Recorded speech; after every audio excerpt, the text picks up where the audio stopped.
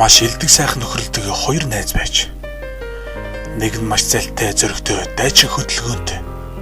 Харин нөгөө найз нь маш гинэн шударга, уг яриа зүйтэй нэгэн байв. Гэтэл нэг өдөр овжин зайлтай найз нь нөгөө найз дээр очиод өөрийнх нь хийж байсан ажил амжилтгүй болоод дампуурсан тухайгаа ярьж түүнээс мөнгө гуйжээ. Гин цагаахан найз нь түүний энэ хэцүү байдлыг ойлгоод түүний гомдоохыг хүсээгүй учраас өөрт байсан бүх мөнгөө түүнд өгөв. Найз нь ч өгсөн мөнгийг нь авч ажлаа дахин шинээр эхлээд урдынхаасаа ч илүү амжилттай ашиг олов. Хэсэг хугацааны дараа өнөөх сэргэлэн найз нь ирээд түүний гэрлэхэр сүү тавьсан бүсгүйг өөрт нь маш их таалагдсан тухай хэлээд түүнээс гуйжээ. Залуу маш их гайхан юу ч хэлэхээ мэдсэнгүй. Гэвч тэдний хооронд маш нандин үерхэл байгаа учраас үгүй гэж хэлдэггүй бүсгүйгийн өгчээ. Цаг хугацааны явцад гинэн сайхан сэтгэлд залуугийн ажил төрлөнд бүтлгүүтэж сэтгэл санаагаар унан явтал гинэт хамгийн сайн найз нь санаанд нь орж түүнээс тусламж гуйхаар шийдэв. Би түүнийг ядарч явахад нь тусалсан гэдэг найзынхаа ажлын газарт нь очиж өөр тохиолдсон бүхнээ ярин найзаасаа ажил байгаа эсхийг асуужээ. Харамсалтай найз нь түүнийг ажилд авсангүй. Залуу сэтгэл санаагаар маш их унсан боловч энэ тухайга найзтай хэлсэнгүй. Нэгэн өдөр сайхан сэтгэлд залуу гудамжаар явж байтал түүнтэй өвчтэй настай хөгшин өвгөн таарлажээ.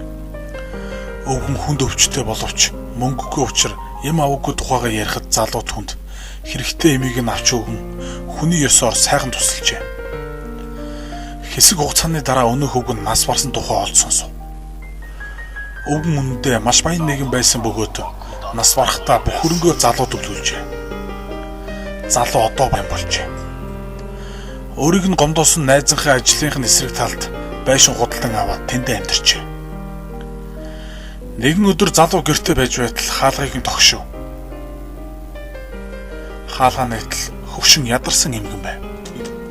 Эмгэн залууд маш их өсөж байгаагаа хэлээд хоол гооход залуу эмгэнийг гэртээ оруулж дайлжээ.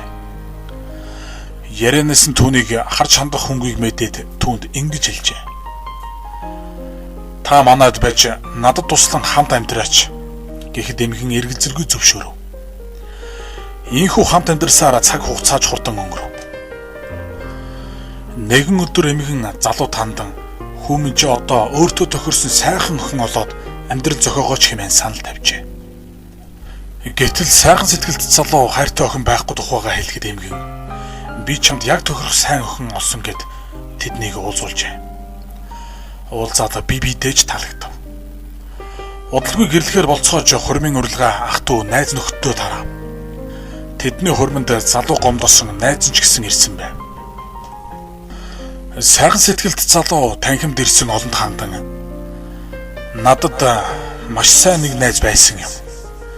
Тэгтэл нэг өдөр түүний минь ажил нь бүтлгүүцсэн учраас намайг мөнгө зээлэж эхлэв.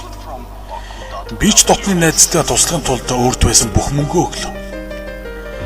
Дараа нь гэрлэхээр сүү тавьсан бүсгүй минь түүнд маш их таалагдсан тухай хэлж надаас түүнийг гуйлаа. Би маш их гайхаж юу хэлэхээ мэдэхгүй байсан ч бидний хоорондоо амт нөхдийн бат бөх холбоо байгаа учраас түүнд татгалзаж чадаагүй юм. Би түүнийг гомдоохыг хүсээгүй юм. Харин дараа нь би ажлаасаа гарч хүнд байдалд орж найзынхаа үйлдвэр дээр очиж түүнээс надад ажил байгаа эсхийг асуулаа.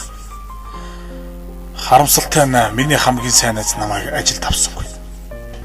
Надад хэдий гомдмоор байсан ч би түүнд гомдоогүй. Учир нь бид бол одоо ч жинхэнэ сайн найзууд гэжээ. Ийхүү ярихад сэргэлэн найз нь чанга ирчиг аваад "Надад нэгэн цагт маш хайртай найз нь байл. Нэгэн удаа ажил хэрэг минь бүтлгүүтгэхэд би түүнээс мөнгө гуйлаа. Тэр бүх мөнгөө надад өглөө. Дараа нь түүнээс сүд бүсгүйг нь гуйлаа. Өөрт нь хэцүү байсан ч надад өгсөн. Түүний сүд бүсгүйг би гуйж авсан шалтгаан нь тэр хүүхэн үнэндээ найзлахын тохирох нэгэн биш байсан юм. Найз маань маш гинэн учраас түүнийг тэр эмэгтэйгээс ингэж л аварсан юм. Ажлаасаа халагдаад надаас ажил асууж ирэхэд нь түүнийг ажилд аваагүй учраас би дотны сайн найзгаа өөрийнхөө захиргаанд ажилуулахыг хүсээгүй юм. Тэр нэгэн өдөр түүнтэй таарлцсан хөгшин бол миний аав байсан. Аав маань нас эцэслэх болсон тул түүнийг бүх хөрөнгөө найзад минь өвлөрөхийг зөвлөсөн юм. Гэрт нэрсэн тэр эмгэн бол миний ээж. Найзгаа ариулынх байлгахыг түүнийг халамжлуулахыг хүссэн тул би ээжгээ явуулсан юм. Одоо гэрлэж байгаа энэ охин бол миний төрсөн дүү. Түүнийг найз тамин гэрлэхийг би ятгсан юм.